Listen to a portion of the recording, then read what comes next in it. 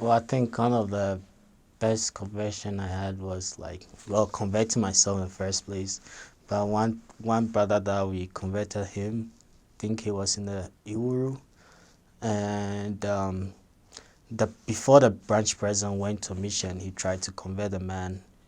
That was around 2010, about 2009.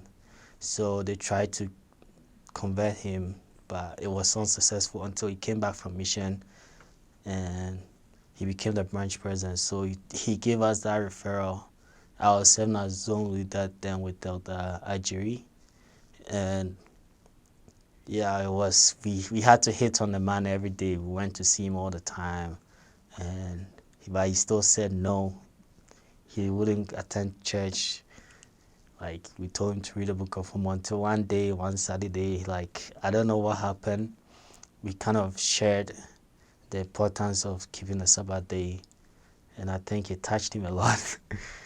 And on the following Sunday, we saw him in the church. Like, wow, I never believed like this man would come to church because he has led down so many missionaries, like almost 3 to 4 years. So it was kind of the coolest opportunity we had that time to in a spiritual moment. I think he enjoyed it, our Sunday service.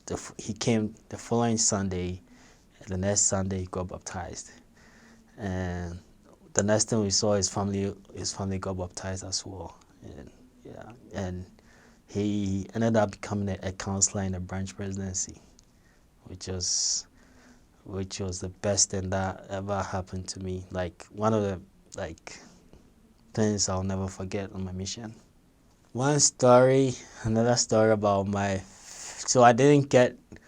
So in Nigeria, like the mission is kind of people race a lot with baptism. People want to get baptism all the time. The missionaries. So I never had my baptism until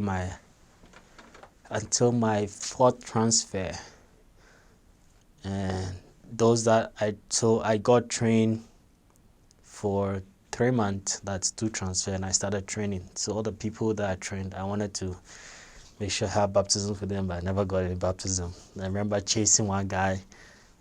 We had to go to his farm and try and grab him and come and baptize, but it was unsuccessful.